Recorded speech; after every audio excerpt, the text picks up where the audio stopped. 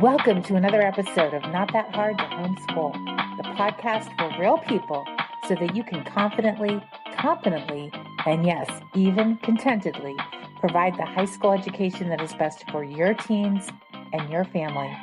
I'm your host, Lisa Neary from NotThatHardToHomeschool.com. Hi, this is Gina again for Lisa at It's Not That Hard to Homeschool, and this is part 3 of Not Your Mama's Education. You can listen to parts 1 and 2 in previous podcasts. Stay tuned, buckle up, binge listen to all parts, and learn something that will benefit your homeschool. And now, here's Lisa. Yeah, Jeanette. Okay, so when you were talking about foreign languages, you mentioned some of the, I can't think of the word that you used, but it's kind of like necessary. You would say those critical ones. Yeah. Critical so languages. Right. Yeah. So, and you kind of mentioned some of the Asians. Which one, if you had to pick, which one would you say would be probably the most broad reaching? So critical languages, and I do have there is a blog post and a podcast on the importance of critical languages. Critical languages, I will answer your question. Critical languages are important to the United States for trade, for military security, and for diplomacy. Okay. And that list changes. It varies just slightly from year to year, but every single year, Chinese is on the top of the list. And then there's other foreign languages, again, like Arabic and Hebrew. They're both critical languages. There are some really great scholarships for kids who have studied critical languages, and there's great military opportunities for kids who have studied critical languages. We have always offered, honestly, until this year, Chinese, but we're not this year. It is a little bit difficult to find Asian language teachers coming from a faith-based perspective, and because of some of the culture, that's really important to me with what we offer at True North. But I know Global Goose might have Chinese, and I think the Well-Trained Mind has Chinese at this point. OutSchool, I know, has Japanese. Now, okay, I'm coming from a faith-based perspective, so if you guys aren't, take this with a grain of salt. Anime is huge, and a lot of our teens want to get into Japanese because of anime. I don't think that is a very wise idea. And if you want to talk to me about that further, I'd love to chat with you about it, maybe off of the recording. But I think it's just be careful about the Asian languages your kids learn. And like Peace Hill Press, they're a trusted source. I would absolutely trust them. Global Goose, they're really great too. Other places you're not going to have a faith-based perspective. But all that said, Chinese is always on the list, always. Yeah. Okay. And I would just like to speak to Dr. Moon. My son took her 9th grade biology class last year, and he absolutely loved it. It was his first online experience, and he loved it. He's actually taking her genetics class in the spring. Spring, yeah. Yes. Yeah. Awesome. So yeah, Thanks. I wanted him to do the I think she teaches anatomy and physiology. Yes, I wanted him to take that, and he didn't want to, but it's interesting because I'm actually going back to school in September myself for homeopathic practitioner, and I have to take anatomy and physiology. And I'm like, crap, I could have taken that class with you. Yeah, you could have. Oh my gosh. So she's had students who have gone on to university and they're like, I aced the class. I didn't have to study that hard because your class prepared me so well.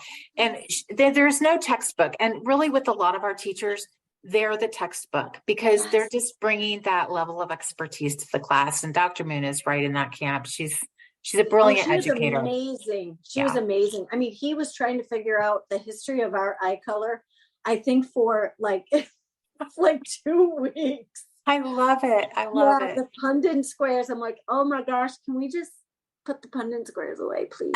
I love it. That's awesome. Yeah. Thank you. Sure I'll look thing. for the blog though. I'll look for the blog on that. Yeah. Awesome. And just if you can't find it, go to either the Facebook page and just tag me or start a chat at True North Homeschool Academy, which is our website. And you can just say, hey, where's that? And I'll link it to you. Oh, yeah. Perfect. Thank you. Sure. Yeah. Thanks for being here. Any other comments, questions? I want to hear from you guys. How's it going? Are you guys ready for fall? Are you loving homeschooling? Hannah's going, no. What do you still have to get planned? What are you guys feeling nervous about? Anything? Or you feel good? You're just enjoying summer? I hope that's what's happening. I'm just really enjoying summer right now. I teach public school 4th and 5th grade during the school year, but I also homeschool my kids. Wow. That's a So lot. Yeah. it's exhausting. Yeah. But I signed my son up when he was in 8th grade, not last year, but the year before, for one of your classes, and he just loved it. Yeah. One of the True North Homeschool classes. It was science using Marvel movies. Oh yeah, Science with Marvel. That's a hugely It was popular amazing. class. He was very excited about it. So he's asked to take more of those types of classes this year, which I'm excited about because I support him, but somebody else actually does all the hard work of teaching him. Yeah. So I love it. I love that. Yeah. Yeah. God bless you. That's a lot. I've been homeschooling since my oldest was in kindergarten. He's 20 now. Wow. And so yeah, I am a big fan of homeschooling. I love it. And I just love all the new things that are available since, the 2020 whole school thing. And I liked what you said earlier at the beginning of this talk about how teaching online is a completely different biscuit than teaching in person. And we all had to go through, learning how to teach online so fast. And it was not well done. Crazy. It was not well done. We were asking amateurs to do the job of professionals, people who were learning on the go. But what I've really loved is how much homeschool has just bloomed since then. Yeah. It's everywhere. It's turned into a mega industry. Yeah, it's $1 billion industry. And that is the thing. I mean, there's so many more opportunities, but now you kind of also have some schlocky stuff because people realize, well, it could be easy money. And anybody who has really teaching knows there's nothing easy about teaching, whether you're in person or online. It's a job, but it's a beautiful job. And honestly, God bless you as you're just teaching those kids in public school, because that's huge. And I think I worked for a third of the time while I was homeschooling, and it's a hard balance. I mean, because you've got that mom guilt. You're guilty if you're at work. You're guilty if you're homeschooling. And honestly, that was one of the reasons we started True North, is because I needed support for my kids who were going farther than I was and had big dreams that we needed somebody to come alongside to support them getting there. So, yeah. Awesome. Exactly. The more you can outsource those higher level things, the better. Yeah. It was great fun when they were all, the little elementary school is really a fun time for homeschooling. Yeah. But when you want them to have a quality education and you want to pass your beliefs and your cultures on to them, then the high school, it becomes super important. Yeah, exactly. Yeah. Thanks. And to find rigor. I like how you were talking about finding something that's difficult for them. Mm-hmm. So I was just chuckling because you said outsource that rigorous class, and I never did. I was the one doing the rigor. And so that creates relationship issues sometimes too. So I think it's really smart to outsource the rigorous class. That's a really great idea. Yeah. Thanks. Yeah. Yeah. Anybody else who can be the bad guy? I had a question. Yeah. Sure. How long, if you're doing a writing class, how much work, how many hours a day, we have a co-op we do, and then once a week, and then academy with different classes, but they're wanting us to make money. They want us to serve too. Wait a minute. The point of the co-op is you got to serve, but the academy should, I don't know. So just trying to figure out high school classes for this next fall. So well, English, you cut out history. Yes, you're cutting out a little bit, but what I think you asked is how much time outside of the class should kids be spending on elementary and high school? Is that what you were saying? Okay, so I think at the elementary sorry. There's just it's a little lag, so I don't mean to talk over you. I would say at the elementary and junior high level, probably a half an hour up to an hour, 90 minutes a week outside of class. I wouldn't do too much. I mean, I wouldn't go into 2 hours outside of class for elementary, because if you're doing that for one subject, it might indicate that like they're either just blowing off the work, or they're struggling in some ways. They have a challenge they need a little bit of help with. But by high school, they should probably have 3 hours, 2 to 3 hours a week outside of the 1 hour of class time.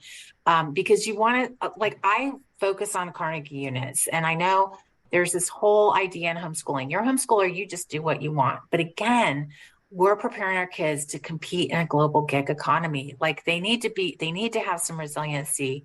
They need to have some chutzpah behind them. So I would say like an hour in class, and then probably 3 hours outside of it, to make 120 to 180 hours of time put into a class for high school level credit. Okay. Yeah.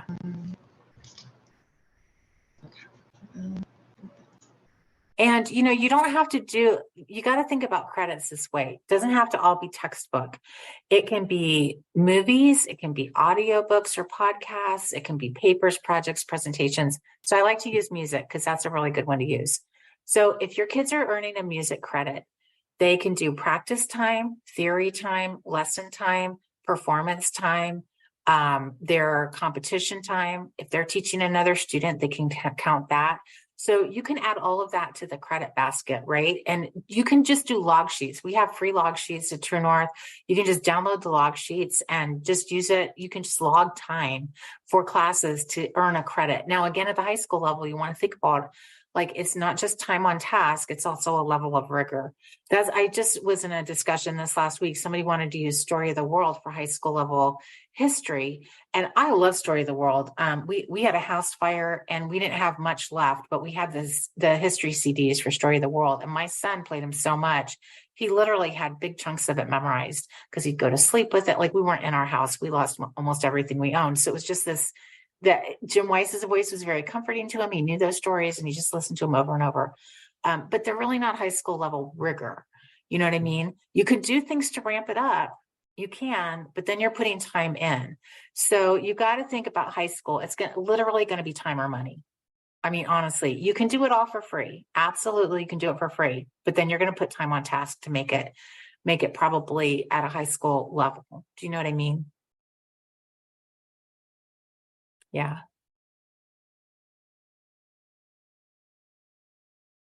Anybody else? Comments or questions? Alicia, you're not driving anymore? You're out of your car? Oh, you're muted. You're muted.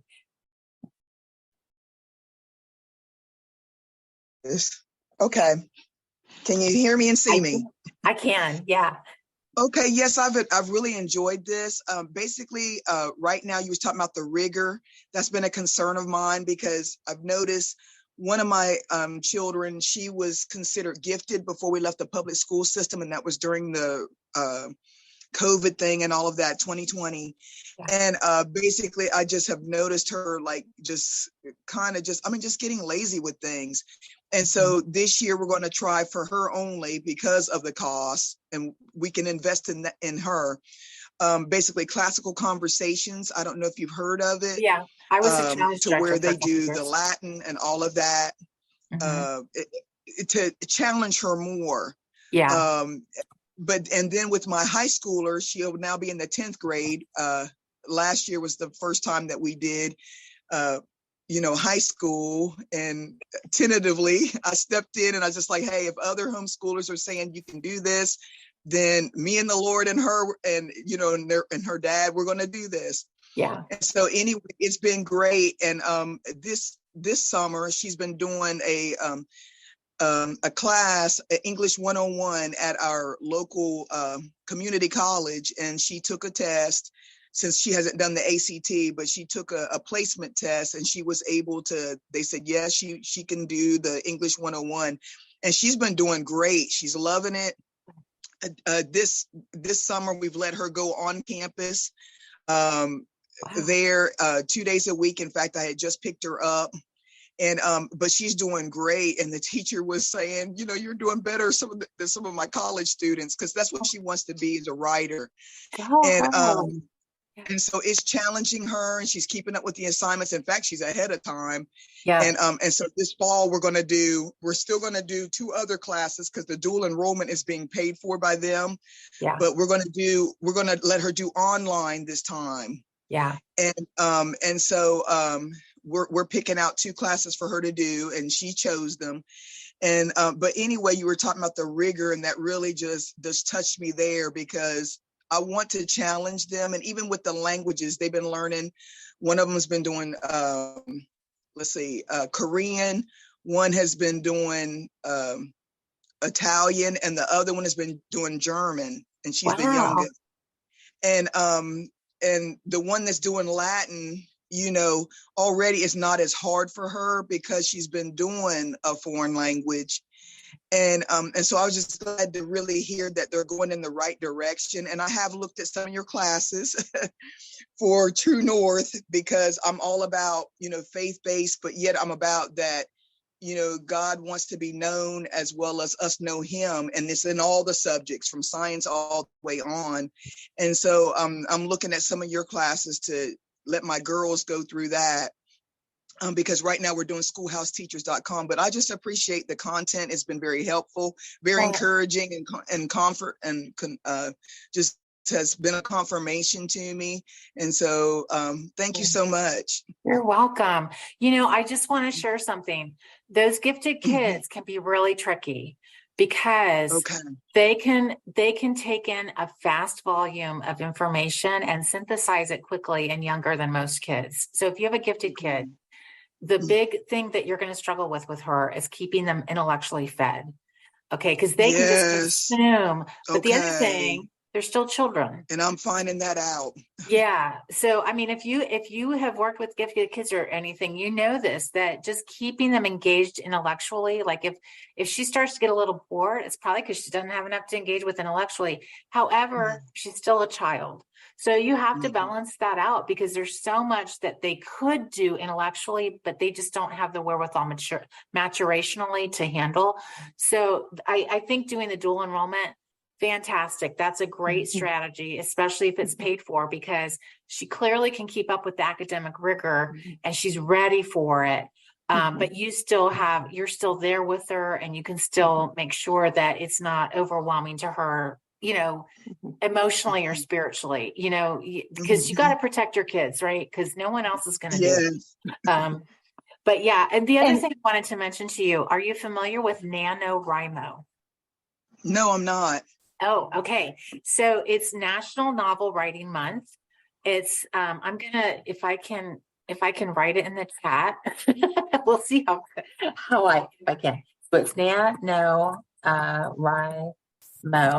And you can just Google it. There's a junior section of it, phenomenal resources. And National Novel Writing Month is in November.